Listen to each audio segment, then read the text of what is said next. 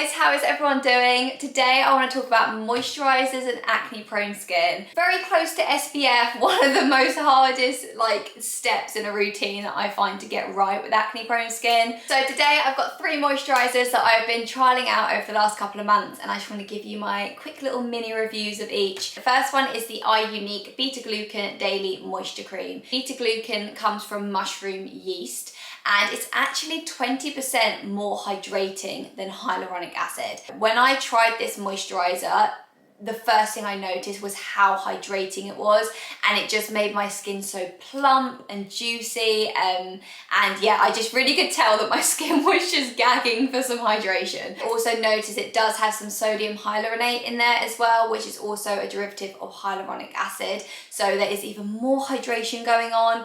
It's also got this red berry complex, things like pomegranate, there's fig, peaches, raspberries, and all of these are really rich in antioxidants. But it's also got some really lovely calming ingredients like centella, so Centella asiatica, that's a really common ingredient used in Korean skincare, known for its calming and soothing benefits. And then also aloe, which again, this is more widely known for its kind of cooling and calming benefit. Another ingredient that I was just so happy is inside this is niacinamide. Niacinamide has been the ingredient of the last year. I feel like it's just come out of nowhere, out of the blue. Everyone's hyping about it, everyone's talking about it, but yeah, niacinamide is amazing on acne prone skin. It's really good at healing pigmentation, and also just general health for acne prone skin. I really do notice such a big difference in my skin when I use niacinamide in my routine. So in terms of the texture, it's kind of a hybrid between a gel and a cream, but it's definitely more gel based. When you massage it out, it's not creamy at all. It definitely goes into a gel. But I would say as gel formulas go, I do find this a little bit richer. So I have been absolutely loving this moisturiser, but I've noticed I've started to reach this actually at different parts of my menstrual cycle, very interestingly. So I tend to use this pretty much basically the first week after coming off my period, and then the week after that. So those kind of 2 weeks there in the middle of the menstrual cycle, I find, firstly your skin is usually very good in those weeks because you've got a surge in progesterone. Obviously it's kind of around ovulation, so that is actually kind of skin loving hormones really. So I find that my skin really does like the more nourishing products and nourishing consistencies, so I love to slather this all over my face, and yeah, I love the finish. It doesn't break me out whatsoever, that's the most important thing. This is on my list of recommendations for my clients. It's a really great formula, it's not pore clogging at all. I would say in general, I find it out of all of my moisturisers my more nourishing one. So if you have maybe very blemish prone skin and you have a bit more dry and dehydrated skin, then this might be a really nice shout to try. Okay, moving on, the next moisturiser I want to talk about is the oil-free ultra moisturising lotion by COSRX. That's actually something I forgot to mention about the IUNIK one. This is oil-free. So oil-free is something that I now look for in moisturisers. I tend to find with acne prone skin to try and steer away from any kind of oils in your products that stay on your face. I'm fine with oil cleansers if they've got a good emulsifier and they rinse off the skin. But besides that, I'm very cautious with my clients and even my own skin when putting oils in any products that's going to sit on my skin.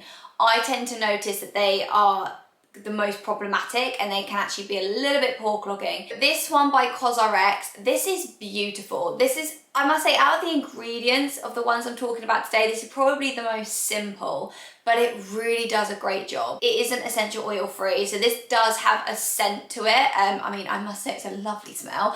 I'm not too fussed about essential oils or fragrance in my product. I don't get sensitivity from them, so yeah, I'm not really too fussed about that. But in terms of ingredients, this has birch sap, so it's 70.8% birch sap. And this ingredient is known for its calming properties. It's really good to calm sensitive and very irritated skin. So the consistency of this is extremely lightweight. So I would say this is really good for my oily combination friends watching. If you have dry skin, I would just maybe be a little bit cautious. This might not be enough for the skin. You might feel like you need something else on top. It sinks into the skin and it doesn't leave any kind of greasy film. So again, going back to my like oily or combination friends here, like this is gonna just be beautiful on the skin because it's not gonna make you greasy. It's great for the spring, summer. So that's why I've been reaching for it, because I would say I'm a combination skin, definitely. And in the spring and summer, like obviously it's a bit warmer, so I find I can go a little bit more oily. And this has just been absolutely beautiful. All of the brands as well of these moisturizers, they're all cruelty free, which is a very important point to add in. The last moisturizer I want to talk about is by ROVECTIN Clean. So this is the ROVECTIN Lotus Water Cream. I've decorated my bottle with all the stickers that come with it when you buy the bottle. It's actually quite cute. I mean, it's very childish, but I'm kind of here for it. But anyway, this is a really lightweight moisturizer. I actually came to know about this through Hiram's YouTube channel. So this is one that he speaks about a lot on there, and he recommends particularly to anyone who suffers with oily combination skin. I was very excited to try this. This one I do really like. It's probably out of the three the one that I'm a little bit not as in love with, and I'll explain in just a second. It has 75% lotus water extract, which is really lovely and calming for the skin, and apparently it actually purifies the skin as well. So that's why it's also quite good on a blemish prone skin type. A big plus for the ROVECTIN one is it does also include that niacinamide, which I love. I've just spoke about it with the IUNIK one. So yeah, big thumbs up there for that. Now the one ingredient, which if I'm going to be really straight flat honest with you guys, when I was trying this, I actually didn't realize it had this ingredient in. It was only until I rechecked the formula, I then was like, oh.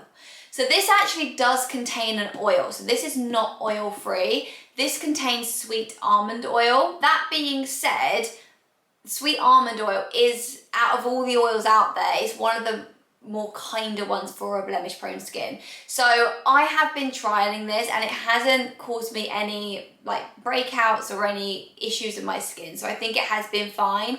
But like I said, when it comes to acne, especially when I'm supporting clients, I just want to make sure there's no possible triggers in any of their products. I do like to go oil free in the formulations. So that's the only thing I would just say about this, and just be aware of it does contain sweet almond oil. But you know, hopefully you know your skin and you know if you can tolerate oils or not. This one is incredibly lightweight. I would say actually out of all of the moisturizers that I'm speaking about today, this is the lightest one that I have.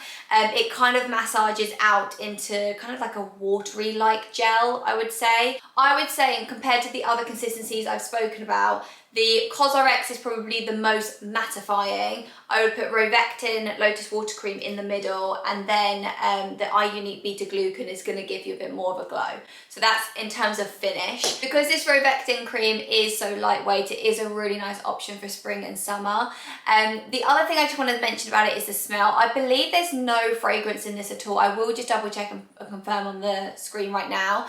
But I don't think this has any fragrance to it. And I must say, actually, out of all of them, this is the one that I'm not the biggest fan of the smell of it. Like, it doesn't have a smell, but just naturally, it reminds me of hydrocortisone. I don't know why, but that's just what it reminds me of, and I just don't like that. It takes me like flashbacks to when I was a child suffering with like eczema on holiday. If you have any moisturizers that you love though, that you think are like hidden gems for acne prone skin, please let me know in the comments below. I've got a couple on my to buy list. Now that I have my own clinic, like I am always trying new products because I'm trying to build out my catalogue more and more of products to recommend to my clients who I am supporting with acne. Because if you don't know, maybe this is the first video you're watching, I'm a naturopathic nutritionist and I specialise in acne, so I work with clients one-to-one to really support their healing and get them thriving in life. But obviously skincare is such an important part, so I'm always working on my catalogue of products that I can recommend to my clients as well. So I'm always trying the products as well before I recommend them, which is great for you guys because it means I'm going to have so much more to share and talk about when it comes to products on my channel. If you haven't already, make sure to subscribe to the channel. Post videos every Wednesday and Sunday at 5 PM. Have a wonderful day, guys, and I will see you in my next video. Mwah. Bye.